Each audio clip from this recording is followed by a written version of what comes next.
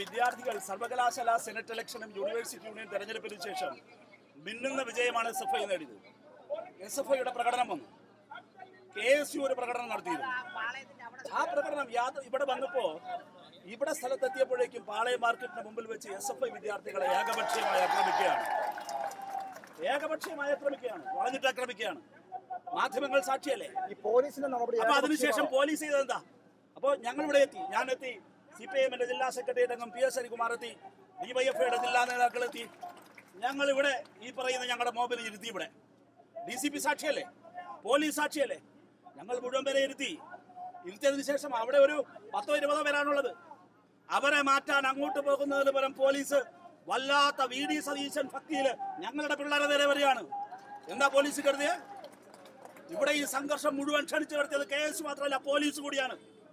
അങ്ങനെ ഈ നഗരത്തിൽ വിദ്യാർത്ഥികൾക്ക് നേരെ അക്രമം നടത്തിയാൽ, SFIക്ക് നേരെ അക്രമം നടത്തിയാൽ പോലീസിനെയും KSUനെയും കണ്ടി പിള്ളേർ പോകുമെന്നാണ് കരുതിയത്. വന്നതിൽ ഒരാൾ പോയിട്ടില്ല. പോലീസ് ഏകപക്ഷീയമായി ലാത്തി ചാർജ് നടത്തിയില്ലേ? അങ്ങനെ ലാത്തി ചാർജ് ഏറ്റാൽ അങ്ങനെ പിരിഞ്ഞു പോകുന്നവരാണ് SFIക്കാരെന്ന് കരുതിയോ? ഇരിക്കുന്നുണ്ടാവും എല്ലാവരെയും. ഇവിടെ ഈ സംഘർഷം മുഴുവൻ ഉണ്ടാക്കിയതിന്റെ ഉത്തരവാദിത്വം പോലീസാണ്, പോലീസിന്റെ ഉത്തരവാദിത്തമാണ്.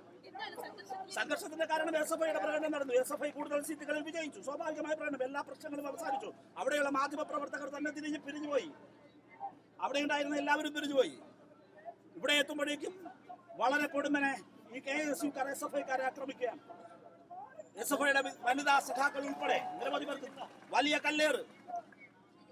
അപ്പോൾ ഇവിടെ വന്നപ്പോഴോ വലിയ സംഘർഷാത്മകമായ സിറ്റുവേഷൻ. ഞങ്ങളെല്ലാവരും ഇവിടെ നിയന്ത്രിച്ചു, ഇവിടെ ഇരുത്തി, മുഴുവൻ പേരെയും ഇവിടെ ഇരുത്തിയതിനു ശേഷം വീണ്ടും അവിടെ നിന്ന് കല്ലേറാണ്, ഏകപക്ഷീയമായ കല്ലേറ്. അപ്പോൾ പോലീസ് എന്താ ചെയ്യേണ്ടത്? ആ കല്ലേറ് നടത്തുന്നവർക്ക് നേരെ പോണ്ടേ? ആ കല്ലേറ് നടത്തുന്നവർക്ക് നേരെ പോകുന്നതിന് പകരം ഞങ്ങളുടെ കുട്ടികളെ ആക്രമിക്കാനാ വന്ന്, ഞങ്ങളുടെ വിദ്യാർത്ഥികളെ, വനിതകളെ പോലീസ് ആക്രമിക്കാണ്. ലാത്തി ചാർജ് എത്ര പേർക്ക് പരിക്കേറ്റ് നോക്ക്. എന്താ ലാത്തി ചാർജ് ഏറ്റാ പോകുന്നതാണ്? അത് ഒരാൾ പോയിട്ടില്ല. പരിക്കുകളോടെ ഞങ്ങളുടെ കുട്ടികളുടെ ഇരിപ്പുണ്ട്, SFIയുടെ കുട്ടികൾ ഇരിപ്പുണ്ട്.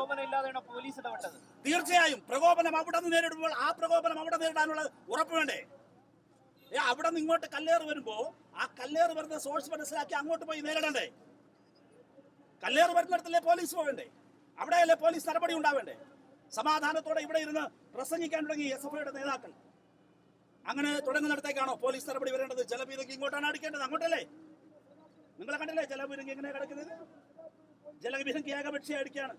അങ്ങനെയാണെങ്കിൽ അവിടെ അല്ലേ അടിക്കണ്ടേ? അതുകൊണ്ട് പോലീസ് ക്ഷണിച്ചു വരുത്തിയ പിന്നെയാണിത്. SFIയുടെ സംസ്ഥാന ഭാരവാഹികൾ ഇവിടെയുണ്ട്. അവരുടെ വിദ്യാർത്ഥികളോട് സംസാരിക്കുകയാണ്, പ്രതിഷേധക്കാരോട്. അവർ കൂടിയാലോചിച്ച് തീരുമാനിക്കും. എന്തിനാലും ഒരു കാര്യം ശരി, നീതിപൂർവമായി പോലീസ് പെരുമാറണം. അല്ലെങ്കിൽ ഒരു ഇഞ്ച് ഞങ്ങൾ പുറകോട്ട് പോയില്ല, ഞങ്ങൾ ഇവിടെ ഇരിക്കും.